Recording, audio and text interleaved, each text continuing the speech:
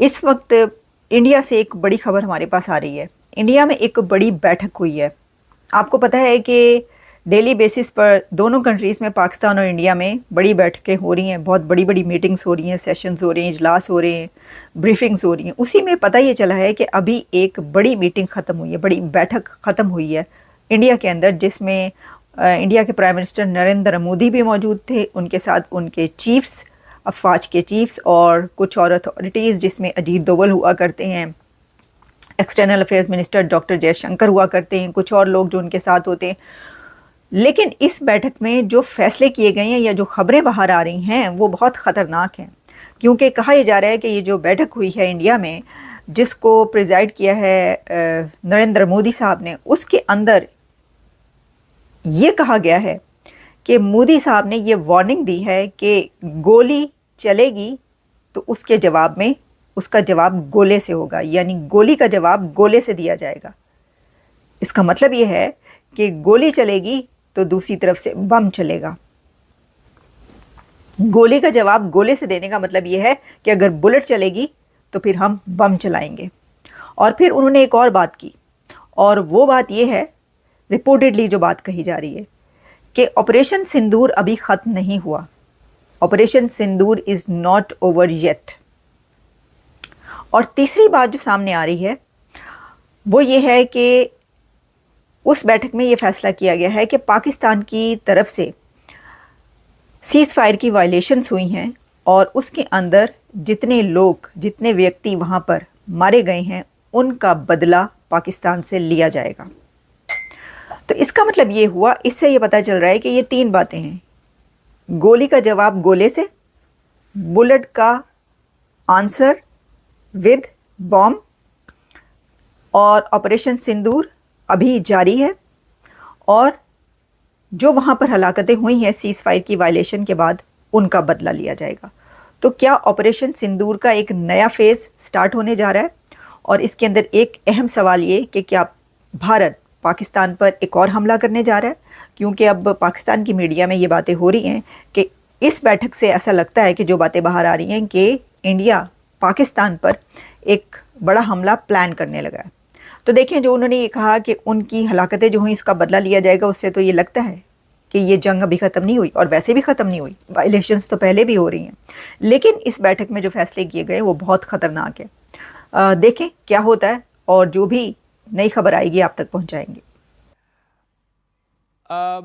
I want to start off by asking you, what drew you to the India-Pakistan conflict situation, as it were? I know your family originally is from Afghanistan, so you're from this part of the world, if I can use that phrase. But really, in terms of a news story, what drew you to it? What was so fascinating about it for you to cover as a journalist?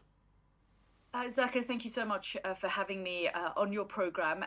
As you say, I mean, the region has often interested me. I've covered stories from India, from Pakistan, from Afghanistan for many years, from the very beginning of my journey as a journalist. But I think beyond that, this was and remains an incredibly important story that I feel that frankly Western media continues to miss and doesn't quite understand. They don't understand why Kashmir is such a flashpoint. They don't understand why it is such a hot topic for both India and Pakistan. And beyond that, the fact that you've got two nuclear armed rivals that could be at the brink of war. I think even in this instance, what is now alarming, which is being again missed by Western capitals and their leaders, is the fact that certain red lines have now been crossed and that baseline has now moved, which means the next time there is a flashpoint, we are going to have those lines across yet again, and it could become even more dangerous than, frankly, this time round from 2019 and the various other moments where there has been conflict. But my main frustration in my newsroom, whether it was at the BBC or at Sky News, frankly, is a real lack of fully grasping the importance of this country, this conflict, not just for the region, but the entire international community. It's interesting you said that every time there was a terror attack and there was subsequent military retaliation by India, the envelope was pushed a bit more. The chain of escalation went up a bit more. And so was the case now as well. Traditionally, it was always thought that two countries that have nuclear weapons, will not attack each other because that's the ultimate form of deterrence, if you will.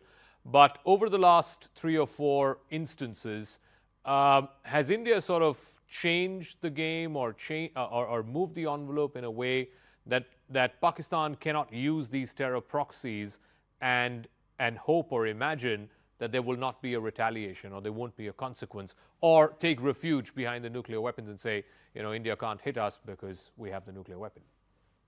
I think it's a little bit of both. I interviewed Ambassador Amar Sinha very early on after the Pahalgam terrorist attack. And at the time, he said that, we can't continue to be told that there will be this nuclear threat and therefore we can't take action, and that we have to tolerate a terrorist attack on Indian soil time and time again.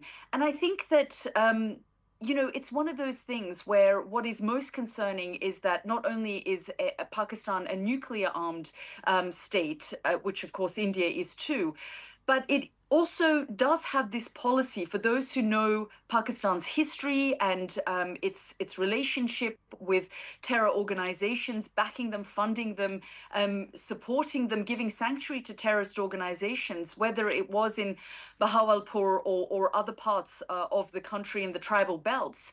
They have done that for decades. And I think what's often missed is, because Pakistan comes out and denies these, it is often bought by journalists and, frankly, diplomats around the world. The United States spent decades giving billions of dollars to Pakistan in the war against terror, knowing that they were providing sanctuary for these terrorist organizations. And so the finger of blame is often pointed at India for taking action off the back of one of these attacks. And I think that, there is huge difference between India and Pakistan. India is now a great power, and Pakistan is a weaker power, and it is still finding itself not cracking down on these terrorist groups. And fundamentally, that is the issue. But these are questions that aren't necessarily asked of Pakistani authorities. तो दोस्तों, एक trend जो बहुत बड़ा social media पर जा रहा है वो है इंडिया और तुर्की को लेकर। और आज जो है तुर्की का एक चैनल है TRT वर्ल्ड के नाम से, मेरे ख्याल से मैंने उसको देखा ट्विटर पे, उसे भी जो है आज बैन कर दिया है। और तुर्की ग्लोबल के साथ साथ जो है वो एक और भी चैनल बैन हुआ है जो चाइना का था, जिसने ऑपरेशन सिंदूर में बहुत सारे पोस्ट जो है वो ऑपरेशन सिंदूर के अगेंस्ट किए थे। जो चाइनीज एक वेबसाइट था, मेरे ख्याल से एक न्यूज चैनल भी है उसका, नहीं हुए तो बहुत सारे हैं, लेकिन ये जो नाम आपको ले रहा हूं ये बड़े बड़े न्यूज चैनल हैं, उनके मेन स्ट्रीम है। उसका नाम है ग्लोबल टाइम्स न्यूज के नाम से, मेरे ख्याल से एक चैनल था चाइनीज का, वो भी बैन हुआ है।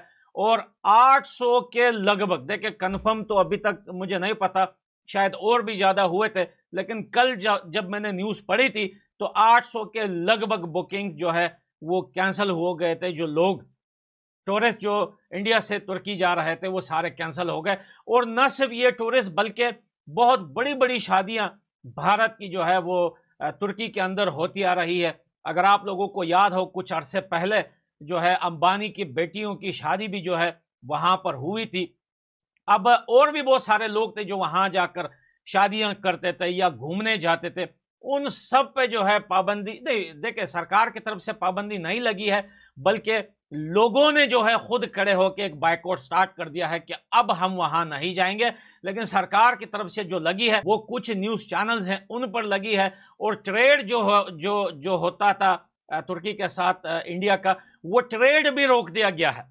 So when you did ask that, and now it's become an interview that's gone viral, internationally, when you did ask that to the Pakistani defense minister, and he said pretty nonchalantly, I thought, that's what we've been doing all along. That's what we've been doing, this dirty work for the United States and for the West for the last 30 years. When he said that, what was running through your mind? Did you feel like a gotcha moment? The first time I heard Pakistani authorities say this, I was at two instances before this defense minister's interview. One was when President Hamid Karzai had made a trilateral visit to Islamabad with then Asif Ali Zardari as the president of Pakistan, and Ahmadinejad, the president of Iran, was there as well for this trilateral talk. And I stood up and I asked the Pakistani authorities about the double game that they were playing. And at that time, there was a sort of flurry at this particular press conference because you were just supposed to ask, very cordial questions of all of the different leaders who were there.